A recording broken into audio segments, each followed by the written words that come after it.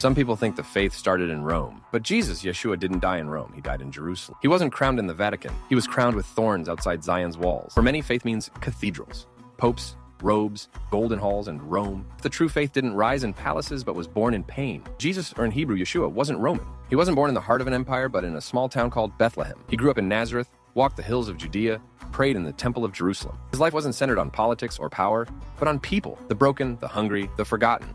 His closest followers weren't dressed in robes or sitting on thrones. They were fishermen, tax collectors, men and women with calloused hands and open hearts. When he taught, he quoted Moses and the prophets. When he healed, it was among his own people. When he wept, it was over Jerusalem. And when he gave his life, it wasn't in Rome. It was outside the city walls of Zion. There was no gold, no ceremony, no throne. They twisted thorns into a circle and pressed it into his head. The soldiers mocked him. The crowd jeered. That was his coronation. Not in the halls of Rome, but on the blood-stained stones outside Jerusalem. He didn't conquer nations by the sword. He conquered hearts through suffering. He was despised and rejected by men, a man of sorrows, acquainted with grief. And by his wounds, we are healed. In the beginning, it was simple. A small group of Jewish disciples gathered in homes, praying, breaking bread, sharing the words of the Messiah.